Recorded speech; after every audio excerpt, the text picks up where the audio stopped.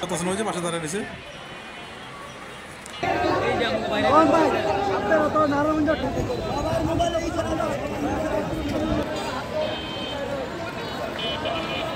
দুই নাম্বারকে ঢুকে গাড়ি ভরতে চাই আমরা। একটা আমাদের নির্ধারিত সময় দিব, দ্বিতীয়ত নির্ধারিত সময় দিব 11টা থেকে 5টা পর্যন্ত। 11টা সকাল 11টার আগ পর্যন্ত আমরা ঢুকবো, 11টার পর আর ঢুকবো না 5টা পর্যন্ত। আমরা এই দুইটা দাবি। আরেকটা দাবি আমাদের এই চাঁদাবাজি আমাদের 120 টাকা করে দিয়ে একটা টোকেন নিতে হয় প্রতিদিন। 120 টাকা গাড়ি চালাই বা না চালাই কাটতে নিতে হয়। এই যে সিটি কর্পোরেশনের কর্মকর্তা সম্রাট ওই মেন নায়ক অরিজিনাল চাঁদাবাজ, বুঝলেন? অরিজিনাল চাঁদাবাজ 120 টাকা না দিলে টাকা লিক করে মনে করেন সেরকম মারধর করে।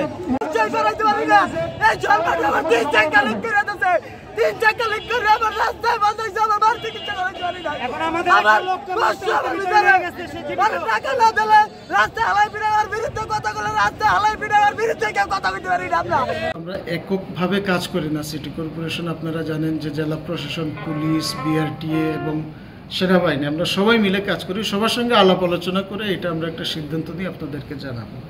ওনারা কিন্তু চলে যান।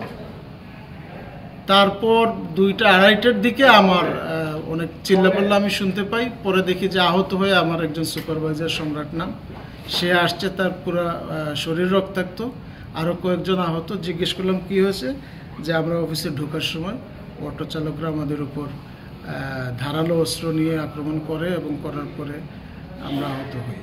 কিন্তু দুঃখের বিষয় হচ্ছে যে আমি আমার আহত সহকর্মী যারা, তাদেরকেও কিন্তু আমি এখান থেকে হসপিটালে চিকিৎসার জন্য পাঠাতে পারছি না। কারণ হচ্ছে যে তারা যারা আক্রমণ করেছে এবং অফিস ঘেরাও করেছে, তারা আহতদেরকে বের হতে দিচ্ছিল না। আপনারা এটা সবাই দেখেছেন।